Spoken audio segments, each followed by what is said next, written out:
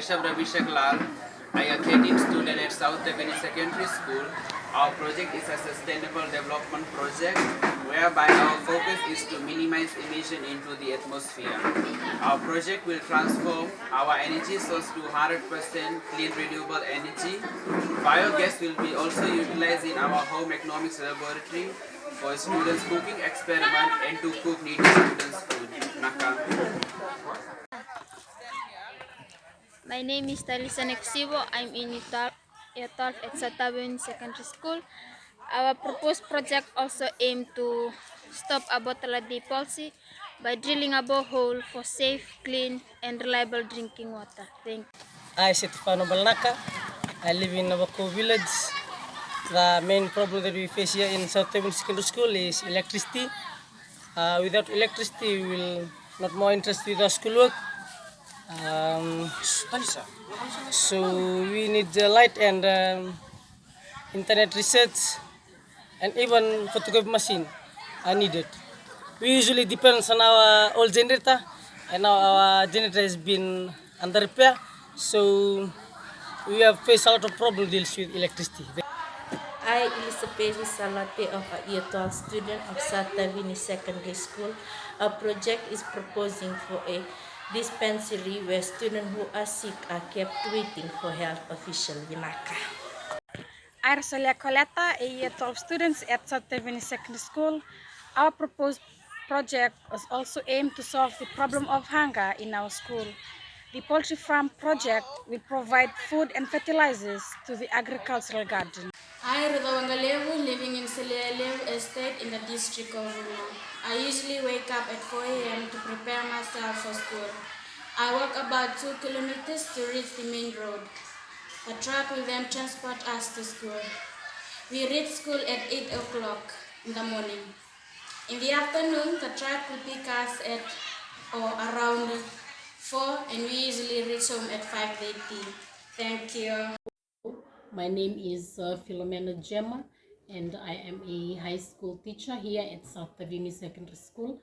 I have been teaching here for the past 9 years, and in the 9 years that I have been here, one of the major problems that we have faced is water problem. We do not have any constant water supply from a government source or from a reliable source. Most of the time we have to rely on rainwater, and when we do make calls for Water Authority of Fiji to cut water to our area, usually when the call is made today, then it will come 3 days later or 4 days later, and sometimes never at all.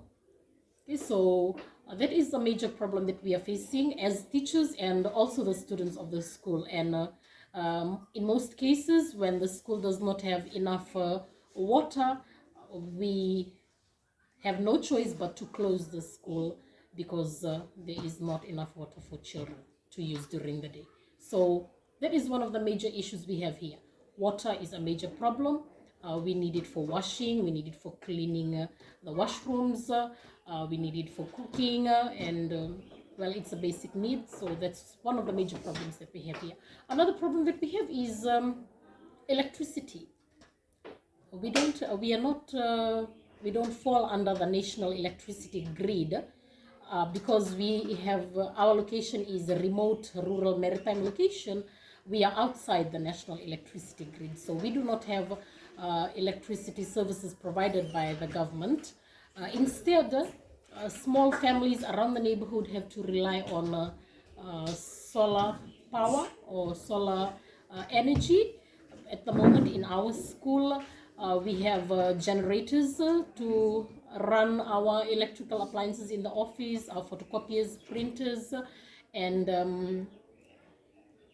the solar panels that we do have is not enough to run power or electricity, to provide electricity for the entire school or for all the buildings in the school. So we don't have electricity in all the classrooms.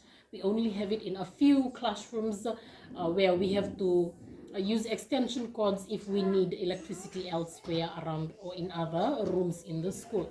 So the electricity service is not enough in this school, and the solar electricity that we do have is also not enough to support all the buildings in this school. And it would be really helpful to have a constant electricity supply, because a lot of our work rely on electrical gadgets and appliances like laptops, a printer, photocopier, and online internet services, accessing these services and getting the materials for our students. So electricity service is another problem that we face here. Another problem is the students. We feel sorry for the students of this school, because they travel from very far. They have to leave their homes as early as 5 a.m. and which means that their bus leaves at 5 a.m., which means that they have to wake up at least an hour and a half or two before that, and get themselves ready for school. And most of the time we can tell as teachers that they do not have proper breakfast at home, because when they come to school, they come with two big lunch boxes, and at recess time they usually eat, because that is when they have their actual breakfast. And then if there's some food left, then they can have that left over for lunch. But sometimes they finish everything at recess time, because they usually eat in groups. So when it comes to lunchtime, sometimes some of them just roam around and they have nothing to eat. So that's another challenge for us. And we're still trying to find ways in which we can help these students, especially those who have to travel from very far. And there are quite a large number of them, because this is an Itoke dominant school. Most of the students come from the villages of Navakawau and Vuna, and they have to wake up really early in order to catch their transport to reach school. And so having a proper meal is another problem that these students are facing. That would be all. Vinaka.